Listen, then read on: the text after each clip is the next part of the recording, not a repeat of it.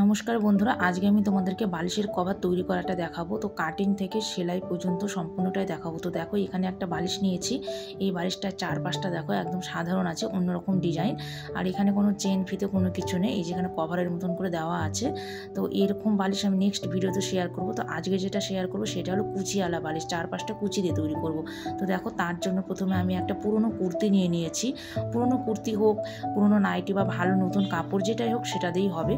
তো এখানে আমি ঘরে নতুন কোনো কাপড় ছিল না, সেই জন্য পুরনো কুর্তিটাই নিয়ে নিয়েছি। আর পুরনো কুর্তিটাই যে মাপ দিয়ে নিচ্ছি, আমার বালিশটাই প্রথমে মাপ নিয়েছি।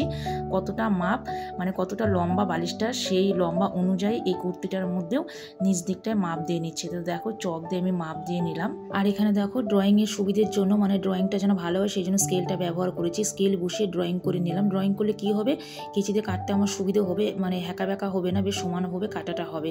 তো এই যে কেচি দিয়ে কেটে নিচ্ছে, উপরের যে অংশটা সেটা আমার ফিতা তৈরি করতে অন্যান্য কাজে লাগবে জন্য ওটা রেখে দিলাম। আর এখানে দেখো পুরো একদম মাপ করে আমি বালিশের কভারটা কেটে একদম নিয়ে নিয়েছি। আর বালিশ মাপ করার জন্য যদি ফিতে না থাকে তাহলে কিন্তু বালিশটা বসেও তোমরা মাপ দিয়ে নিতে পারো।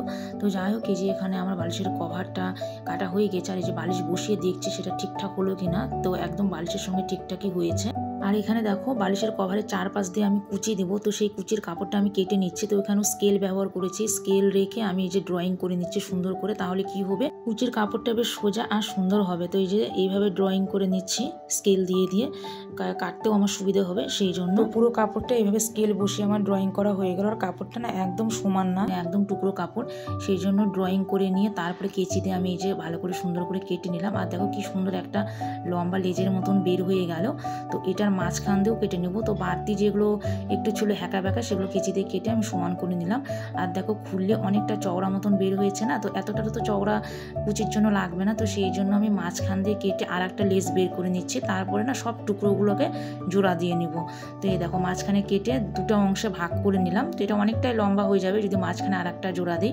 তো সবার আগে আমি দেখো কুচির জন্য যে কাপড়গুলো কাটলাম সেই কাপড়গুলো আগে জোড়া দিয়ে একটা লম্বা লেস তৈরি করে নিই। আর সবসময় মনে রাখতে হবে যখন টুকরোগুলো সেলাই করবো, এই যে জোড়া দেবো টুকরোগুলো, তখন ফ্রন্ট সাইডগুলো যেন সব একদিকে পড়ে। এই যে এইভাবে ধরতে হবে, ধরে মাঝখান দিয়ে একটা করে জোড়া দিয়ে দিতে হবে। জোড়া দিয়ে সব টুকরোগুলোকে একসঙ্গে করে একটা লম্বা লেস তৈরি করতে হবে। এই যে একটা ফ্রন্ট সাইড, এই একটা ফ্রন্ট সাইড, এগুলো যেন সব একদিকেই পড়ে। অন্য দিক যদি একটু হয়ে যায় না, তাহলে কিন্তু যখন কুচিটা লাগাবো বালিশের মতো তখন দেখতে ভালো লাগবে না, উল্টো সোজা মনে হবে। এই জন্য এইভাবে করে ধরতে হবে। আর ধরে ফ্রন্ট সাইডের দিক করে আবার জোড়াগুলো দিতে হবে, তাহলে কি সবগুলো একই দিকে পড়বে। দেখে নিতে হবে একবার করে যে সেলাইগুলো সব সোজা দিকে আছে কিনা। সোজা দিক করে ধরেই আবার আর একটা করে টুকরো জোড়া দিতে হবে, তাহলে সবগুলো সোজা দিকেই হবে। তো এটা সবসময় মাথায় রাখতে হবে, ফ্রন্ট সাইডগুলো সব একদিকে হলে কুচিটা দেখতে ভালো লাগবে, উল্টো সোজা কোনো কিছুই মনে হবে না। তো দেখো লম্বা লেজ আমার একটা তৈরি হয়ে গেছে, সব টুকরোগুলো জোড়া দিয়ে নিয়েছি। আর এই দেখো ফ্রন্ট সাইডগুলো সব আমার একদিকেই পড়েছে।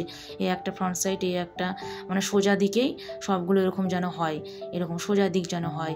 উল্টো সোজা করে কিন্তু লাগালে হবে না, এটা মাথায় রেখে টুকরোগুলো সেলাই করতে হবে। এই দেখো সবগুলো আমার একই দিকে পড়েছে, কুচিটা এবার দেখতে ভালো লাগবে। আর এখন কি করতে হবে, চিকন করে এই যে এইভাবে মুড়িয়ে এক পাশটা সেলাই করতে হবে। আর এক পাশটা সেলাই না করলেও হবে, কারণ ওটা সেলাইয়ের মধ্যেই চলে যাবে। আর যখন সেলাই করবে না তখন নিচ দিক দিয়ে মুড়িয়ে নিয়ে সেলাই করবে, তাহলে ওপর দিকটা আপনি আপ মুড়ে যাবে। তো দেখো আমি এইভাবে চিকন করে সরু করে সেলাই করে নিচ্ছি। এই দেখো এইভাবে এক পাশটা সেলাই করে নিতে হবে, এই দিকটা কুচির দিকে থাকবে। আর এই যেই দিকটা সেলাই করে নিই ওটা সেলাইয়ের মধ্যে ঢুকে যাবে। আর যখন কুচি তৈরি করবো না তখন ওই সেলাইয়ের ওই জায়গাটা দেখতে ভালো লাগবে। তো এই যে নিচ দিক থেকে আমি মুড়িয়ে নিচ্ছি, এই যে এই জায়গাটায় মুড়িয়ে নিলে উপরগুলো আপনিই মুড়ে যাবে। তো এই যে এরকম করে ডবল করে মুড়িয়ে নিলাম। আর ওপরটা দেখো আপনি ভাঁজ হয়ে গেছে, ওখানে আর একবার এরকম মুড়িয়ে নিলে মানে সুবিধে হবে, সেলাই করতে কোনো অসুবিধা হবে না। তো এইভাবে করে মুড়িয়ে সেলাই করতে হবে। আর কি বলতো, একটু করে মুড়িয়ে নিতে হবে, আবার একটু করে সেলাই করতে হবে, আবার একটুখানি মুড়িয়ে নিয়ে সেলাই করতে হবে, তাহলে কি সেলাইটা বেশ ভালো হবে, হ্যাঁকা ব্যাকা হবে না, সমান হবে। তো এই তো দেখো আমার নিচের দিকটা মোড়ানো আমার হয়ে গেছে। এই দেখো চিকন একদম সরু করে মোড়ানো হয়েছে, হ্যাঁকা ব্যাকা হয়নি। আর এখন কুচিটা তৈরি করছি। তো কুচিটা তৈরি করার সময় না কুচির যে ঢেউগুলো দেবো, মানে প্লেটগুলো, সেগুলো না নিচ দিক দিয়ে দেবো, ওপর দিক দিয়ে না। নিচ দিক দিয়ে একটা করে প্লেট তৈরি করবো, ধীরে ধীরে করে তার উপর দিয়ে সেলাই দিয়ে কুচিগুলো তৈরি করবো, তাহলে কুচিটা তৈরি করতে সহজ হবে আর তাড়াতাড়ি হবে। আর একটা কথা হলো, সেলাইয়ের জন্য সবসময় 1/2 ইঞ্চি কিন্তু চলে যায়, এই জন্য সেলাই যখনই করবো তখন 1/2 ইঞ্চি কিন্তু এক্সট্রা বেশি করে নিতে হবে। যতটা মাপ তার থেকে 1/2 ইঞ্চি বেশি নিতে হবে, সেলাইয়ের জন্য চলে যাবে। আর দেখো কুচিটা আমার তৈরি হয়ে গেছে, যেই দিকটা সেলাই করেছে সেটা নিচের দিকে থাকবে, যেদিকে সেলাই হয়নি ওটা কিন্তু সেলাইয়ের মধ্যে ঢুকে যাবে। তো এখন ফিতে তৈরি করব। তো বন্ধুরা, বালিশটা দেখতে সুন্দর লাগার জন্য কুচি দেবো 4-5 দিক দিয়ে, আর ফিতে ব্যবহার করব। কোনো রকম চেন বা কভার সিস্টেম এরকম কিছু করব না। তো সেই জন্য দেখো ফিতে তৈরি করার জন্য কাপড় কেটে নিয়েছে, আর এই পাশ দিয়ে একটা মুড়িয়ে নিলাম, আর এই যে এই পাশ দিক দিয়ে আরেকটা মুড়িয়ে নিলাম, আর মাঝখান দিয়ে এই দেখো আরেকটা মুড়িয়ে নিলাম। নিয়ে এর উপর দিয়ে আমি চাপ সেলাই করব। তো একদম সিম্পল পদ্ধতিতে তোমাদেরকে ফিতেটা দেখিয়ে দিলাম। আর এই যে উপর দিয়ে চাপ সেলাই করে নিলাম, আর দুদিকে যে বাড়তি একটুখানি কাপড় মানে একটুখানি বাড়তি করে থাকলো সেগুলো কেচি দিয়ে কেটে একদম সমান করে নেব। তো দেখো 4খানা আমার ফিতের দরকার, তো 4খানা ফিতেই আমার তৈরি হয়ে গেছে। এই দেখো একদম সুন্দরভাবে 4টা ফিতে তৈরি করে নিলাম। বালিশের কভারের এই পাশে দুটো, ওই পাশে দুটো দিব ফিতে। আর এখানে দেখো ফিতের মানে মাথার উপর না ফুল তৈরি করে দেবো, দেখতে ভালো লাগবে সেই জন্য। তো এখানে এই যে কাপড়গুলো কেটে নিয়েছি 4 কোনা করে, সেই কুর্তির ওপরের একটু অংশ লাল কাপড় কেটে নিয়েছে, লালটা দিব, দেখতে ভালো লাগবে। আর এইদিকে দেখো একটা ফুল আমার তৈরি হয়েও গেছে। তো ফিতেগুলোর মাথার ওপর এরকম ফুল তৈরি করে দেব। তো তার জন্য এই যে কাপড়গুলো যে 4 কোনা করে কেটে নিয়েছি, তো এগুলোকে কেমন করে ফোল্ড করতে হবে তোমাদেরকে দেখিয়ে দিচ্ছি। তো প্রথমে এই যে কাপড়টাকে এইভাবে একটা ফোল্ড দেবে, দিয়ে ফিতেটা এই যে মাঝখানে এইভাবে ঢুকিয়ে দেবে, দিয়ে এটাকে আবার এইভাবে একটা ফোল্ড করে দেবে। ফোল্ড করে দিয়ে এই পাশ দিয়ে উপর দিক দিয়ে মাথার উপর দিক দিয়ে এরকম করে সেলাই করে উল্টিয়ে দিলেই সুন্দর ফুল হয়ে যাবে। এগুলো কিন্তু ব্লাউজের মধ্যেও ব্যবহার করা হয়। তো দেখো এইভাবে একটা ফোল্ড করলাম, মাঝখানে এই যে ফিতেটা ঢুকিয়ে দিচ্ছি, সমান করে নিতে হবে। এই যে মাঝখানে এই যে ফিতেটা ঢুকিয়ে দিলাম, এবার এইভাবে এই যে এই পাশ দিয়ে আর একটা ফোল্ড করলাম, আর ওপর দিক দিয়ে সেলাই করে দেবো। সেলাই করে উল্টিয়ে দিলে সুন্দর আমার ফুল তৈরি হয়ে যাবে, দেখতে ভালো লাগবে। আর বালিশের কভারটা কিন্তু আমি পুরোটাই পুরনো কাপড় দিয়ে তৈরি করছি, দেখলাই তোমরা একদম পুরনো কুর্তিতে তৈরি করছি। তো যাই হোক, তৈরি করার পর দেখো লুকটা কতটা চেঞ্জ হয়ে যায়। তো পুরনো কাপড় চোপড় থাকলে ফেলো না, এইভাবে নানা ধরনের জিনিস তৈরি করতে পারো। আর এই দেখো ফুলটা আমার তৈরি হয়ে গেছে, দেখো উল্টিয়ে দিলাম, কি সুন্দর লাগছে দেখতে। আর এখানে যে একটু বাড়তি কাপড় দেখছো, এটা কেচি দিয়ে কেটে দিলে ব্যাস হয়ে গেল সুন্দর ফুল তৈরি। এগুলো কিন্তু ব্লাউজেও ব্যবহার করে, ফ্রকের মধ্যেও ব্যবহার করে, দেখো কতটা সুন্দর লাগছে দেখতে।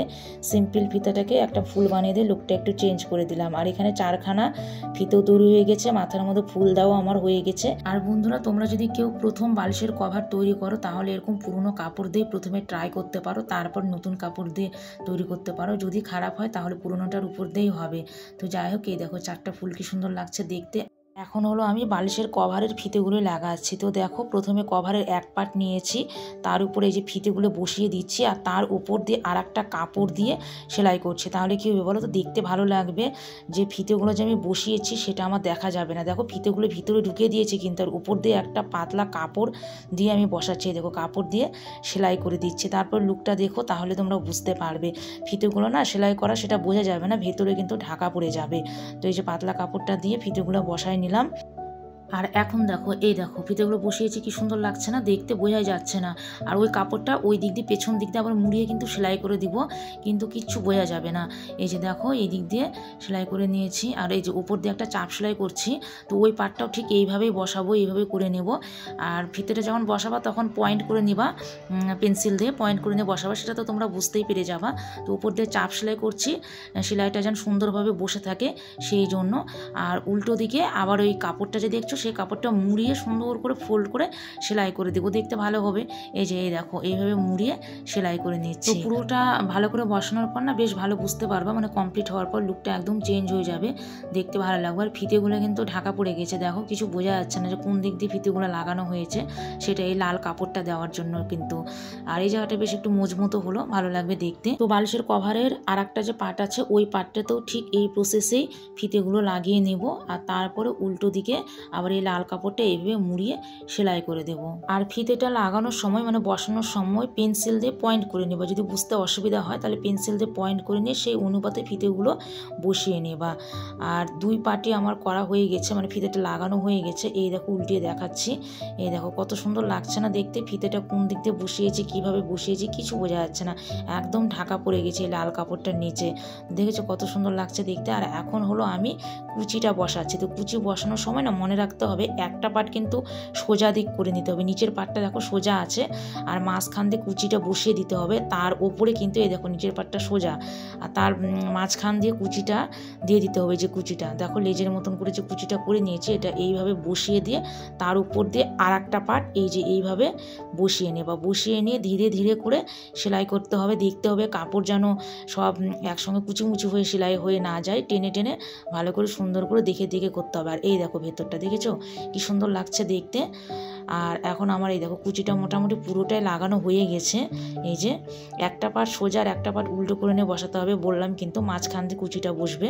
তো পুরো বালিশের কভারটা আমার তৈরি হয়ে গেছে। এই দেখো কত সুন্দর লাগছে দেখতে, কেমন ছিল আর কেমন লাগছে এখন দেখতে, লুকটা একদম চেঞ্জ হয়ে গেছে। মনেই হচ্ছে না বলো এটা কুর্তি দিয়ে বালিশের কভার তৈরি করেছি। মুখের কাছে দেখো এই লাল কাপড়টা দেওয়ার জন্য কত সুন্দর লাগছে দেখতে। আর মুখের কাছে আমি কুচি দিইনি কারণ কাপড় ছিল না, এইটুকুনো কুচি বাড়তি হয়েছে, এটা আমি কেটে ফেলেছি। তোমরা চাইলে মুখের কাছটাতেও কুচি দিতে পারো, আমি কাপড় ছিল না তো সেই জন্য দিইনি। আর দেখো বালিশের মধ্যে লাগানোর পর আরও সুন্দর লাগছে দেখতে, কি সুন্দর লাগছে।